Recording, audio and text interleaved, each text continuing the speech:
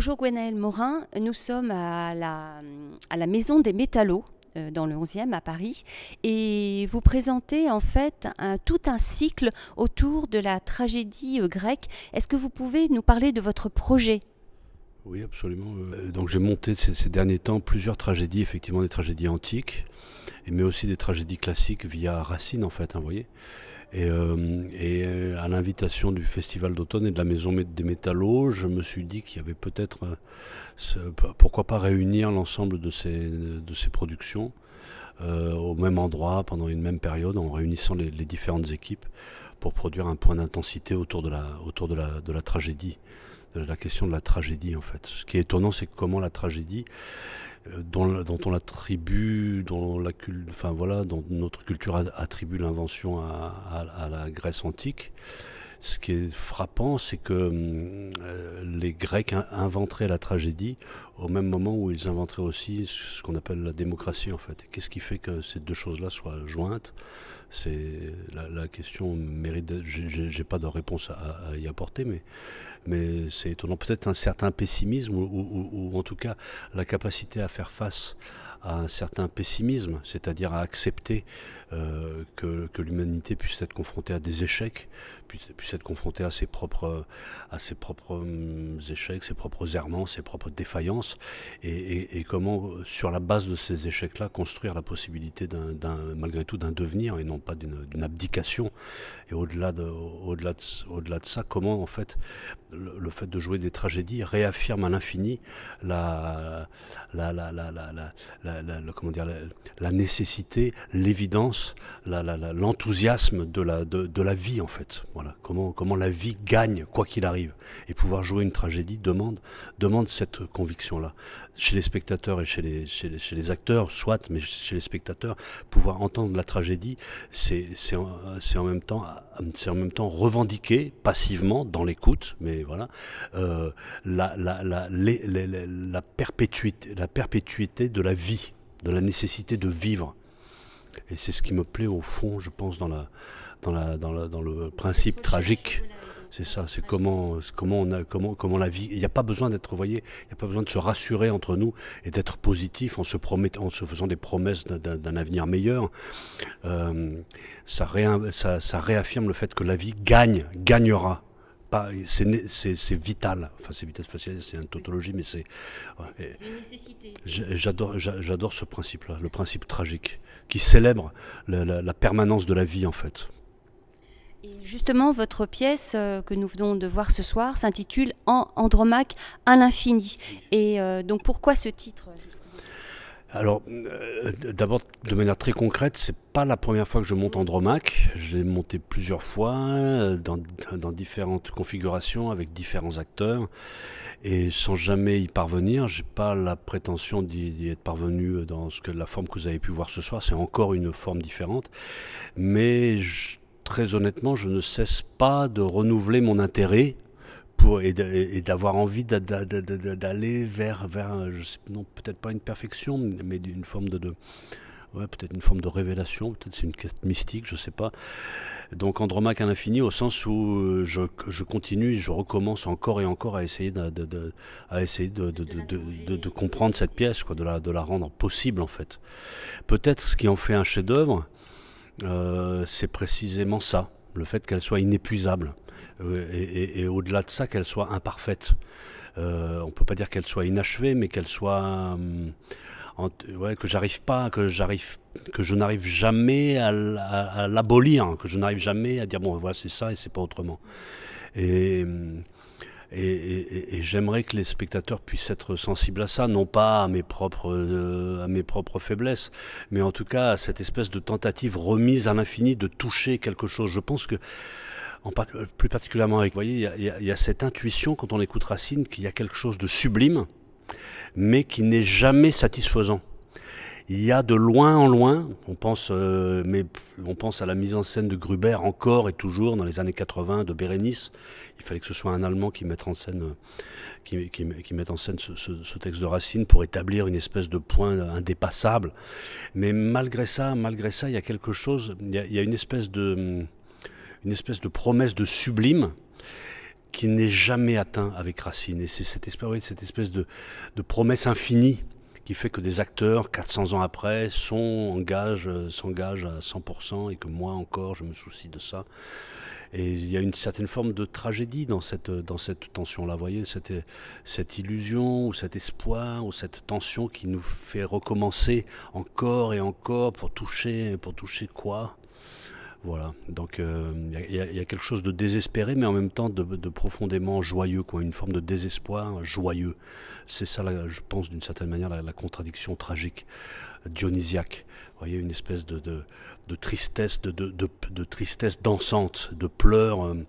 Je pense que pour moi, chanter, c'est quelque chose qui a à voir avec le fait de pleurer. Vous voyez, quand on pleure, la plainte, ça rejoint le chant.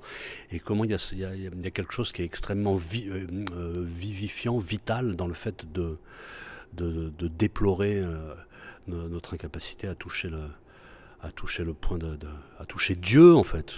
C'est-à-dire une certaine forme d'idée de la perfection, de l'accomplissement, de l'éternité. Voilà, il y a quelque chose d'impossible, mais qu'on rejoue à l'infini, vous voyez, qu'on recommence. On recommence à l'infini le fait de ne pas y parvenir. C'est quelque chose de... Et est-ce pour ça que justement on a l'impression que vous avez essayé dans cette interrogation dont vous parliez du texte racinien, à essayer de trouver à la fois le sublime et ce qui manque, si j'ai bien écouté, que vous avez faire une espèce de table rase de tout ce qui est artifice et d'essayer d'aller vraiment, je crois, à l'os, hein, c'est ce que vous... Voilà. Le cœur de la chose, ouais, c'est ça. En fait, c'est une technique parmi d'autres. J'aurais pu, il se trouve que c'est pas mon penchant naturel, mais j'aurais pu au contraire convoquer moult décors, moult musiques, moult effets pour essayer de toucher au cœur. J'ai tendance moi plutôt à dépouiller, déshabiller, éloigner les choses et me dire qu'est-ce qui reste quand on enlève tout. Bon, et oui, c'est vrai, ouais, j'ai essayé de trouver, comment dire, en fait j'essaie de trouver je veux dire une espèce de lieu commun, c'est-à-dire l'endroit où n'importe qui pourrait se saisir de la chose et la rendre lisible, un petit peu comme le fait de savoir lire un texte. On apprend tous à lire à l'école et à un moment donné, on se plonge dans la lecture d'un texte et ce texte-là peut nous intéresser ou pas, peut nous transcender ou au contraire nous ennuyer, mais on peut le lire.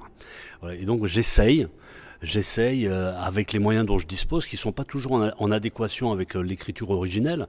Il y a 8 acteurs pour jouer Racine dans une forme conventionnelle. Là, j'ai voulu confronter ça avec 3 jeunes acteurs, plus une Bavario, une actrice expérimentée.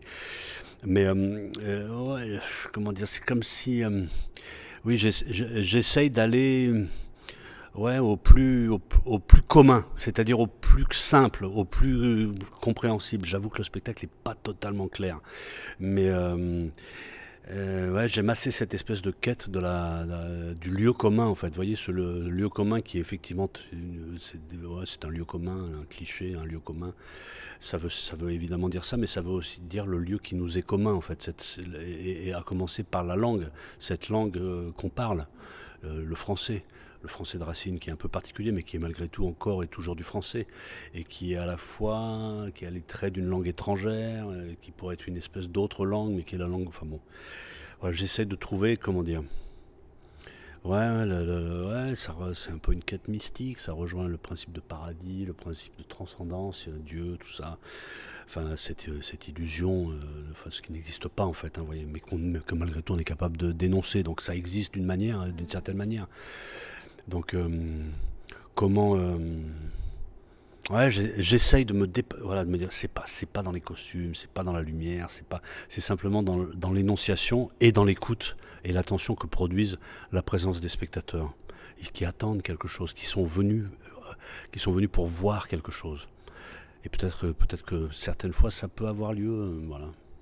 Et juste pour finir, et en vous remerciant, est-ce que aussi on peut dire que dans le fait qui est tout à fait original de confier à 4 acteurs la multiplicité et puis de mettre cette distribution complètement aléatoire, est-ce que c'est pas aussi une manière de chercher ce que vous essayez de trouver, à savoir cette essence même, ce lieu vraiment particulier où se trouverait finalement une réponse que peut-être vous êtes en train de chercher? Exactement. Exactement, c'est ce que vous dites.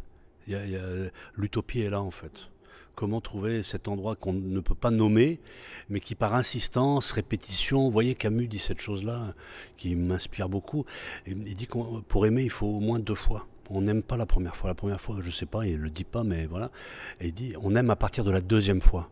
Donc il y a un principe d'insistance, de répétition, qui fait voilà, de théâtre au fond, hein, qui appartient au théâtre, mais qui appartient aussi à l'expérience qu'on a de la vie. Vous voyez, on apprend à parler par répétition en tant qu'enfant. On observe le monde autour de nous, cette réalité qui voilà, le chaos, et à un moment donné, on se met à imiter les plus proches, donc d'abord nos parents, et tout à coup, ça se met à produire des espaces d'échange.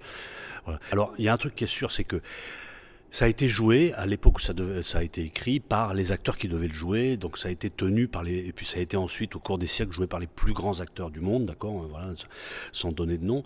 Donc du coup, ça m'autorise moi, voyez, à me saisir de ce texte-là et à demander à des acteurs masculins, féminins, d'en faire l'expérience. Si c'était un texte tout frais, sorti de là, j'aurais pas cette liberté-là. Mais comme c'est établi comme une espèce de monument culturel, du coup, en fait, ça nous offre cette liberté-là. On peut tous s'en saisir, voyez. Racine nous appartient à tous. C'est un espace public, en fait, voyez, qu'on le veuille ou non, mais qui nous constitue. À l'école, on a fréquenté Racine, et qu'on le veuille ou non, on a appris à vivre on a appris à être citoyen français aussi à travers Racine. Donc, sur le principe d'égalité, hein, je me dis tout le monde devrait être en mesure de pouvoir faire l'expérience de Racine. Donc c'est pour ça que j'aime redistribuer, au moins au sein de l'équipe, le texte de Racine à tout le monde. Après, par empathie ou par imitation, les autres spectateurs peuvent se dire eux aussi. Voilà. Et en même temps, ce principe, peut-être ça le fait rentrer en crise. Peut-être on dit non, écoute, Racine, ça peut être joué que par les plus grands acteurs. Soit. Mais au moins, on réactive, on dit oui, c'est exclusif, ne peuvent jouer Racine que les plus grands acteurs, mais au moins, ce que je ne pense pas. Mais en même temps, quand je dis grand acteur, c'est pas exclusif, c'est-à-dire qu'il n'y a pas de grand acteur au fond. Il se trouve que je ne dis pas qu'ils sont meilleurs. Voilà, c'est pas une question c'est pas un principe. Il y a les bons, les mauvais. C'est que je demande aux acteurs l'engagement des acteurs est tel. Il y a un engagement très fort, très physique, très fort. Intense, une espèce de feu intérieur. Voilà. On a l'impression qu'ils sont animés par ça. Ouais. Mais une urgence, voilà. Et ouais, c'est con de commencer à dire les grands acteurs, ça, mais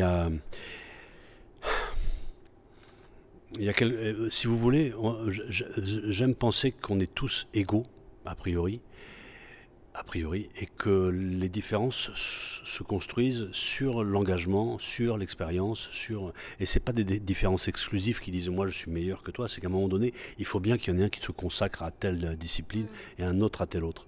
Mais j'aime bien, en tout cas dans l'expérience d'une création théâtrale, fonder un principe d'égalité au départ. Et faisant connaissance, avançant, chacun prend des responsabilités différentes et on construit une société différenciée, mais qui s'accorde par l'expérience. Par la relation à l'autre, par l'expérience et la relation à l'autre, l'engagement. Et j'ai aimé faire ça avec... je pense que les grands classiques, Racine et d'autres, sont des terrains propices à l'expérience de la différence et de l'autre. Et c'est en ce sens-là où ils nous sont utiles. Vous voyez, c'est pas nous qui sommes au service de ces textes-là, mais c'est des textes qui sont à notre service pour construire cette communauté des humains, en fait, à l'infini. Je vous remercie énormément, Gwenaëlle Morin, pour cet entretien vraiment très intéressant. Vous jouez jusqu'à quand ? On joue tout le mois d'octobre, jusqu'au 30 octobre. Voilà, il y a 30 jours en octobre, voilà, c'est ça. Je vous souhaite une bonne continuation et encore merci. Je vous en prie.